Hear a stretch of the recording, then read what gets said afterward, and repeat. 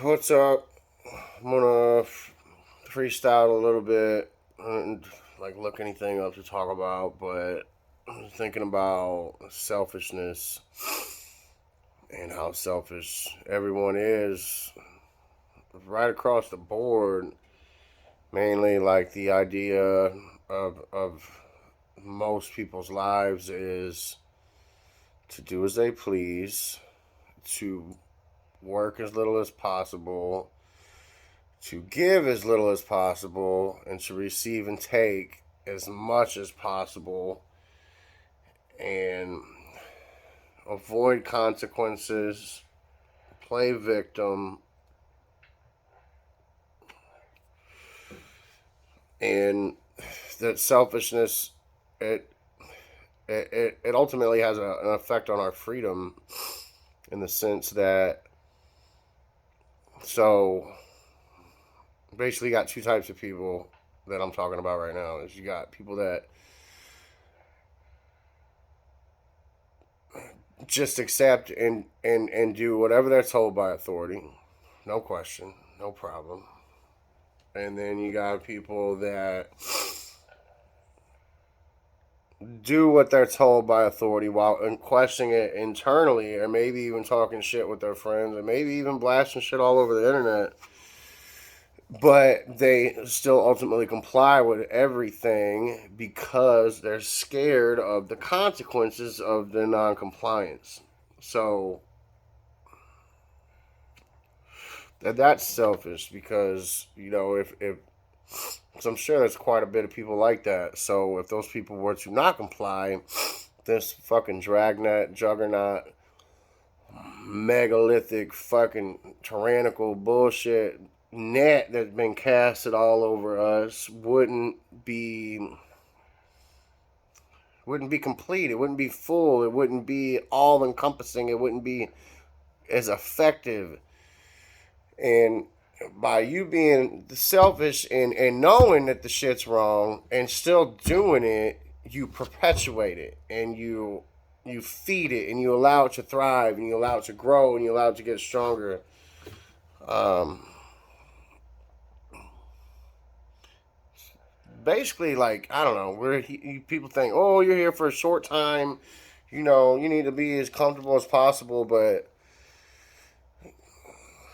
there's shit that goes on after here, and there was shit that went on before here, and there's consequences to everything. You can't get away from the consequences of your action or your inaction, and ultimately you have to pay the price for the shit that you have done or haven't done or sat by and idly let happen. What do they say?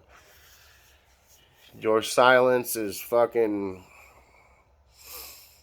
complicity or something like that. Like, by you being quiet, you're complicit with tyranny. Yeah, at least run your mouth, but don't comply with the shit either, because it's all fucked up.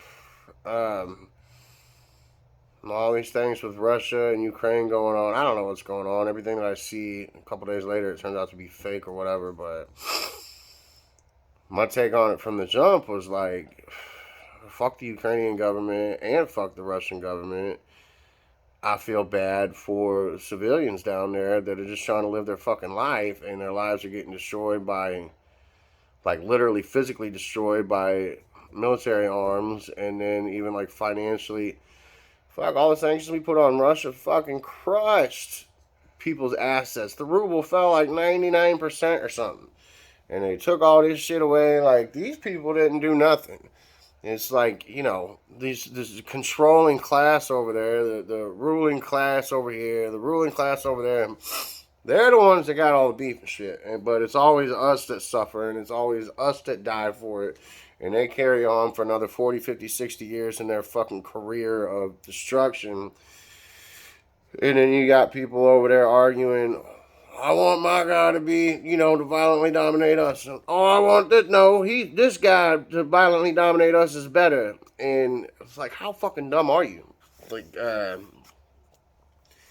don't know. So I'm against any and all acts of aggression against innocent people. It's simple. And war falls under that, especially when you see civilian casualties in war versus soldiers' casualties. And then let's talk about people that were conscripted to fight in war. You know, like the draft here with World War II and Vietnam shit. They made the motherfuckers go to war. That's insane. Me and my dad were talking about it the other day, and I was just thinking that, you know, instead of having military all over the world, like if we're operating under the system that we got now, you should bring all of our shit back home, beef up the Air Force and the Navy, and then start training civilians at school, like whatever, starting in 7th grade or something.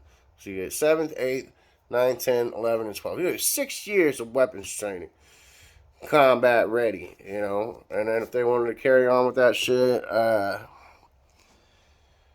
afterwards they could fucking go hardcore train on that shit. But so then if anybody got past the Navy or the Air Force, you'd have 300 million motherfuckers out here that's ready to rock. If they got past them, they would, you know, likely regret it very, very quickly. And my dad was saying that it should be forced military service. And I was like, well, that's kind of what I'm saying, but it's not really what I'm saying, because if you just implemented that right now, it'd be forced military service under fucking people like Joe Biden. You know, he ain't trying to fight them wars. Like, it has to be in conjunction with, you know, so even like before the weapons training, the whole thing should be about integrity and morality and shit. And again, just be against all violence against innocent people. No euphemism, like fucking government is a euphemism for slavery. Authority is a euphemism for slavery. Kingship is a euphemism for slavery. Like, oligarchy is a euphemism for slavery. Talking about defending the innocent and natural rights.